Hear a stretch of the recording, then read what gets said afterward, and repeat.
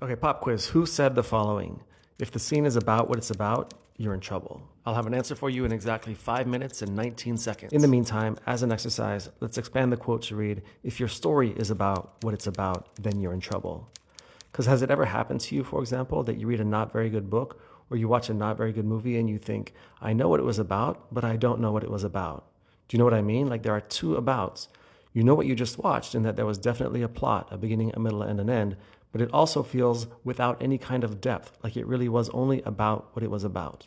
Alternatively, has it ever happened to you that you read a book or watch a movie and you're still thinking about it days later? Like there's a depth to it that you cannot get to the bottom of. And like, it's about one thing, at least on a plot level, but it's also about something else or about something more. And that something deeper is, in my never humble opinion, the single most important characteristic of narrative. It is, hands down, the most profound, most powerful, most transformative understanding about narrative that a writer or screenwriter can have. Or anyway, it is the concept that, more than any other, revolutionized how I personally think about writing and about narrative. What is it? It's the big, beautiful idea. The big, beautiful idea is a phrase I heard from the screenwriter Meg LaFauve, who I don't know, and who, if I understand correctly, got it from her work with the actor and director Jodie Foster. But it's also what the screenwriter and showrunner Craig Mazin calls theme. Okay, here it is. The big, beautiful idea is the argument that your plot makes. Simple enough, right?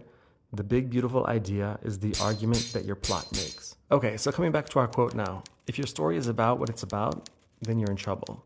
Because if you only have one about instead of two, that is, if your story is only operating at the level of plot, then the reader or viewer knows everything there is to know and is therefore much more likely to get bored. They have nothing to wonder about, nothing to disagree with, nothing to look forward to, nothing to desire. You need that second about, the about that works not at the plot level, but at the idea level. This is why, incidentally, people assume that because their topic is important, their book or their film is also important. A book or a movie, just because it's about, say, human trafficking or climate collapse, in no way ensures that it is interesting or even good. It's also why books and movies can appear trivial on a plot level and yet be incredibly profound. Think of fairy tales and parables and seemingly frivolous horror films.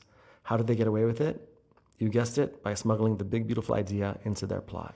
The big, beautiful idea is the argument that your plot makes. This means that the big, beautiful idea is not a question, nor is it an exploration. It is an argument that the narrative, in some way, comes to embody. If we simplify this all the way down, we get Aesop and his fables. We get really simple stories with really obvious morals of the story. What's the big, beautiful idea of the tortoise and the hare? That slow and steady wins the race. What's the big, beautiful idea of the ant and the grasshopper? That there is a time to play and a time to work. If we scale this all the way up, we get our dizzying masterworks. These narratives are engrossing on both a plot level and an idea level. The two abouts are both profound and the synergistic result is exhilarating. So let's think of some more examples. The Godfather. Yes, it's about the mafia. When I make him an offer he can't refuse. But what is it about? Meaning, what is the big, beautiful idea? I'd argue that the big, beautiful idea is that absolute power corrupts absolutely.